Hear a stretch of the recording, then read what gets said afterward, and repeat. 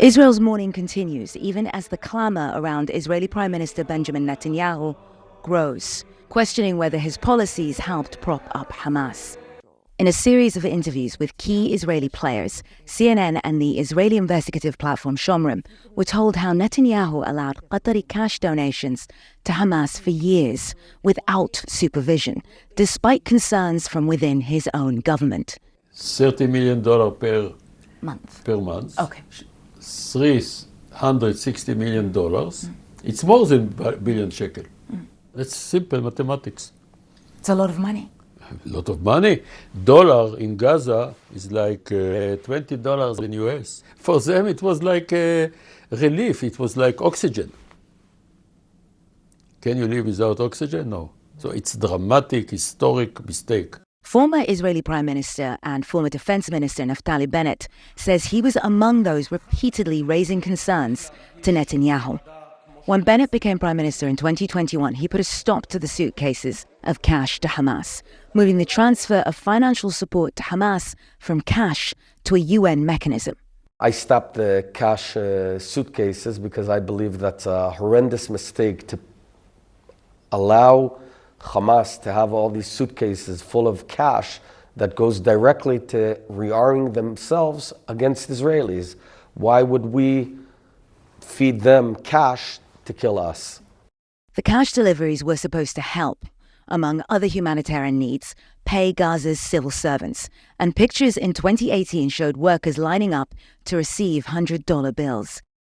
Israel approved the deal in a Security Cabinet meeting in August 2018, during a previous Netanyahu tenure as Prime Minister.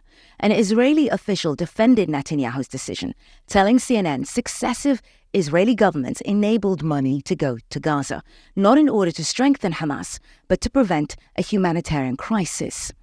That's true, but no one else approved it in cash. Former Prime Minister Bennett says that Netanyahu underestimated Hamas. I think the approach towards Hamas was one of a sort of a nuisance type terror organization that can shoot rockets, can cause a bit of havoc here and there, but not much more than that. So underestimated. And absolutely. In that sense, we've learned a lesson. We have to believe our enemies. This lesson has become a turning point for Israel. One even longtime Netanyahu allies like Zvika Hauser acknowledge.